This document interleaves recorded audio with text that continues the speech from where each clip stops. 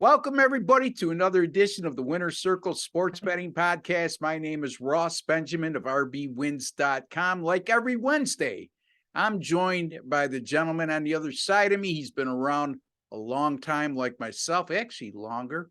I love saying that, Al. I can't help it. But Mr. Big Al McMorty of BigL.com. Al, how are you? How'd last week treat you? Last week was okay. The NFL, I was 8-4 overall, but I also lost my two top plays in the NFL. So it was kind of a kiss your sister weekend as far as units go, but still having a nice year. I'm number 12 in the Westgate contest right now. Yeah, no complaints. Things are going good.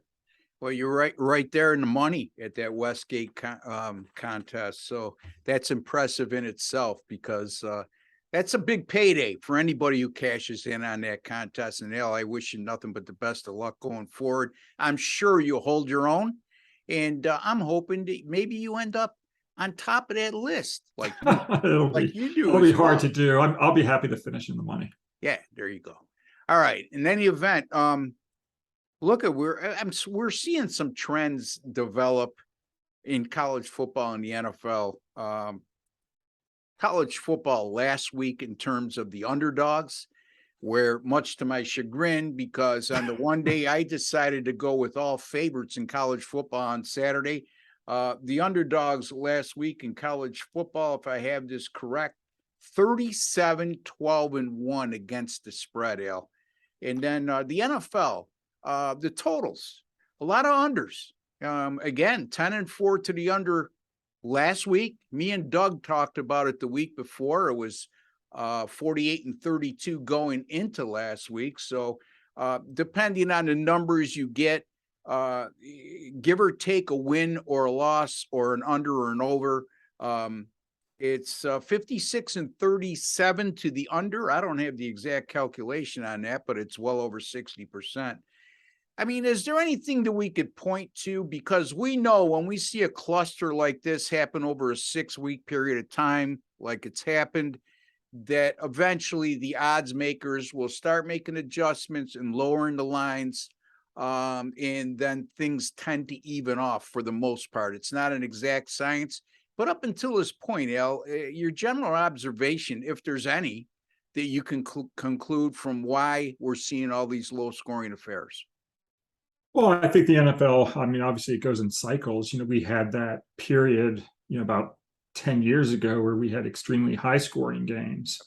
And then games are going over. And now we're kind of in this, period where you see the scores getting lower. As handicappers, you just have to react to it and you have to, understand where the trend is. And you're absolutely correct. The odds makers eventually do adjust, but as handicappers, we just try to stay one step ahead of the odds makers. Yeah, I think what I'm seeing, and Doug brought this to my attention, Doug Upstone from DocSports.com, who's on the show a couple times a week. He says, Ross, I'm seeing a lot more cover two shells defensively, where what that basically means, folks, is your two safeties are well off the line of scrimmage and you're preventing a big play. And those types of defenses, in other words, you may have heard Tampa 2 as a term used when describing those types of defenses. And basically what it's designed to do is keep everything in front of you and prevent the long plays. So when you face a quarterback like a Patrick Mahomes, for example, if you watch what Buffalo did last week with him, they gave him his yards, okay? He had over 300 yards, but they forced him to be patient, and that's not always his strong suit. He wants that chunk yardage, and especially without Tyreek Hill, that certainly played right into Buffalo's hands, and they held him down reasonably to a low point total. So I don't know. I mean, other than that, I can't really put my finger on it. The other thing to note, well, two things. Number one, with lower scores, it also, stands to reason that the underdogs would be doing better, and they are this year. The underdogs are 51-37 ATS with a couple pushes as well. Last year, the unders also were profitable at 154 and 129. Likewise, the underdogs last season in the NFL were profitable as well at 149 and 133. I mean, admittedly, it's only a couple games after the juice, but still, the underdogs, if you were betting on favorites last year, you were 133 and 149 and you got destroyed. So, so the last 2 years we've seen unders and underdogs get the money. Yeah, unders and underdogs in the NFL, when they're cashing in at the rate they are at this particular moment in time, usually the sports books are doing real well when that happens. Exactly. Yeah, they're not crying when you get the underdog and the under. Yeah, exactly. All right, so we have 2 free picks in college football on Saturday, and if you were with us last week, our handicappers on these shows, we have 5 of them every week, Monday through Friday. We went 8-2. I had my first losing football season of the year with my premium paid selections. Yet, Al, I went 5-0 with my free picks. Go figure. Anyway, so let's get to the games. Oregon and UCLA.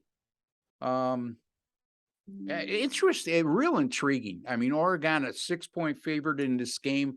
They're a 1-loss team. They're the lower rated team out of the 2, and they're hosting UCLA undefeated 6-0 at number 9. Basically, what that tells me is if this game was played at UCLA, it would be a pick'em game or thereabouts. And that goes with the fact that UCLA is the undefeated team in this matchup. So real interesting to look at that from that perspective, but it's not important what my perspective is. It's important what your perspective is on this game. Well, and also don't forget, UCLA was a home dog to Utah. Yeah, as well, and they were 3.5 point home dog to the Utah Utes. So, UCLA is playing well, which is why they're quote unquote only getting the points you get now. They'd be getting more if they hadn't beat Utah. And after the stat you gave for last week with all the underdogs coming in, it gives me a little bit of trepidation here, but I'm going to take the favorite in this game. Yeah. UCLA in their last game, as I just mentioned, they upset Utah 42-32 as a 3-point underdog. But now they're on the road against Oregon, and undefeated Pac-12 teams are 35-49 ATS off an upset conference win. Even worse for UCLA, it's a horrible 15-36 ATS off back-to-back wins, including 1-7 ATS as an underdog off a double-digit win. I think this is just the perfect spot to go against the Bruins here. The fact that they've got a week of rest doesn't make a difference to me. In some ways, I think it could be a negative, and I'm going to take Oregon minus the points. Yeah, I don't blame you. To me, this looks like a trap play. It looks like they're inviting you to take the underdog UCLA Bruins in this case. I'm not saying it from my perspective. I'm saying it from the sportsbook's perspective and how they perceive public sentiment to be. And I'm sure that there's going to be a lot of people out there, public bettors I'm referring to, they're going to look at this game and say, you know what, UCLA is the undefeated team. They're the higher ranked team, and they're getting 6 points. It's a steal. Not so fast, my friends, because in sports betting, when it looks too good to be true, most times than not, it isn't. So Al likes Oregon -6 over UCLA, and I emphatically agree with him on that selection. If that means anything to you, Al. You got my vote. I'd rather have you agree with me than disagree with me, but go. I would expect, generally speaking, when you're a sharp gambler, other sharps do agree with you. So yeah, sharps are generally on the same side. Well, that's a compliment, and I appreciate that, and vice versa. I mean, anytime you agree with me, I feel a hell of a lot better. Look, we're going to be on opposite sides of games. That doesn't mean we disrespect. Well, for any handicappers on the show, because we're on opposite sides of game with our premium picks, that doesn't mean that we disrespect each other in terms of that. It's just that the bottom line is that's the nature of the game. Anyway, let me get to my game. The Minnesota Golden Gophers at the Penn State Nittany Lions. And boy, oh boy, I had Michigan last week against Penn State, and I was quite pleased with the result, obviously. However, I must tell you that I did not see Michigan winning with the ease in which they did so against Penn State. And normally Penn State has that reputation as a school that always has a pretty good defense to very good defense. And going into that game, I thought the same. And especially they have been good in recent seasons against the run. Well, that wasn't the case last week. Michigan ran for 455 yards in that contest. And both of these teams, by the way, are very good running teams. As a matter of fact, Minnesota averages 5.3 yards per rushing attempt, and Penn State averages 5. All right, here's the catch with one of my angles that I'm going to use on this game. Anytime you have a road team like Minnesota that's facing an opponent that allowed 6.5 or more yards per rush in their previous game, and both teams in the contest, meaning Minnesota and Penn State, average 4.8 or more yards per rushing attempt offensively. The road teams in that situation, they've gone 30 and 14 straight up. Now, why do I bring up the straight up betting angle? This is where me and Al might differ. I never discussed this with him, but when this type of situation comes up, it jumps out at me because it supports the underdog in this situation. And then I look at the average money line in those 44 games that I just referred to, and the average money line for the road teams in those games was plus 164. Right now, plus 157. Right now, Minnesota's at plus 164. And again, that's pretty much going to be in that area where the point spread is currently at. So I'm going to go with the Minnesota Golden Gophers, Al, plus the 4 against Penn State. Any thoughts? No, other than the fact I hope you win because Penn State's the team I hate most in the country. So what's that? Yeah. I said I hope you win because Penn State's the team I hate most in the country. So I don't know if I feel good about that. I feel good when you agree with me, but anyway. Yeah. So tell the folks, bigal.com, a lot of great handicappers there. I'm fortunate to be on one of Al's affiliate sites, which is pickadvisor.com. Al, tell the folks about your website, whatever else you want to promote from your website, and maybe how you did last week and what you might have coming up going forward. Well, at the website, at PickAdvisor, and also at BigAl.com, we've got lots of champion handicappers, including Ross and myself. I think there's about 40 handicappers overall spread out on those two websites.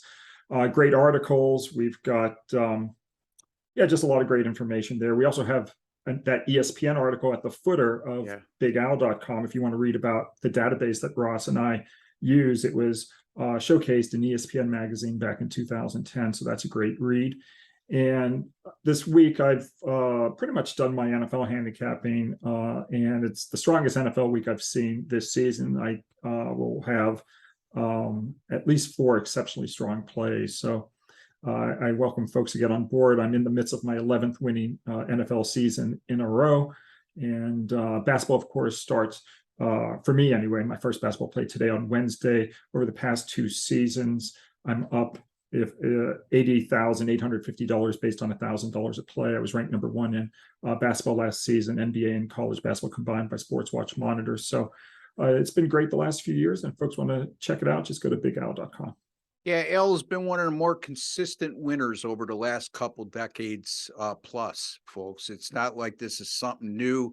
I know some handicappers have great years, and then they'll have down years for a few years, and then they'll bounce back with a good year. Al always seems to be among the top of the list at any site when it comes to units earned, money earned, win percentage. He's a guy who's going to get it done for you. So visit his website, bigal.com. You'll be in good hands. You want to purchase from Al, you may want to purchase from other handicappers on the site as well. You can find me at rbwins.com. NFL off to a 24-14 start to the year, which is good for 63%. Although I'm a little disturbed because I'm coming off my first NFL losing week, going 3-4 last week. However, I did hit my top play on the Philadelphia Eagles -6 over Dallas last Sunday night. which takes me to this, my NFL 10-star top plays, which are my best bets. And I only give out one of those for the most part per week. I had one exception this year where I gave one out on a Thursday and one out on a Sunday. But having said all that, 7-0 this year with my NFL 10-star top plays. My NFL primetime games, Sunday, Monday, and Thursday nights are a combined 12-3 this year, folks. So not only are my 10-star top plays doing good in the NFL, my primetime games are cashing in at an alarmingly high rate. And my NFL overall, despite last week's 3-4, 24-14 on the year. College football, I need to pick it up, Al. I'm telling you, I'm coming off a bad week. 1-5 on Saturday. So Michigan was your one winner. One winner, yeah. Like I said, go blue. And you know what, Al? I looked at I don't know if this ever happens to you, but I don't really put any emphasis. I'm looking for favorites or looking for underdogs. No, I know we read that's all. That just somehow I looked and I said, man, my 6 plays on Saturday are all favorites. I felt really uncomfortable with that. But you know, like they say on a lot of occasions, you have to do the uncomfortable things to be successful when it comes to sports betting. Well, that cliche didn't work on Saturday. I had 6 favorites. All of them were 14.5 or less, Al. I won all 6 games straight up. How do I go 1-5? Because I had an unlucky day. That happens, you know. So in any event, you move on, right, Al? I mean, anytime you have a bad week, you just move on. You wipe the slate clean because, or you know, if a doctor has a patient die on him, he can't carry that emotion into the next patient because it'll affect his judgment. Anyway. Now that I got that rant out of the way, El, and you've been so kind to keep quiet and not say a thing, which when that happens, oftentimes, folks, I get a little nervous because I think he's going to scold me when I get off air. Anyway, I'm only kidding. Anyway, for Al McMorty and Ross Benjamin, we'll be back next Wednesday with Al. Tomorrow, I'll be here with Doug Upstone from DocSports.com. Friday, I'll be with Jesse Schul from several sites. And Jesse's one of the top handicappers in the country right now as well, especially in football. So, Al, thank you for joining us. And folks, thank you for joining us. And like I started to touch upon before, for Al McMorty and Ross Benjamin, we'd like to wish each and every one of you all the very best. Good luck and God bless, folks.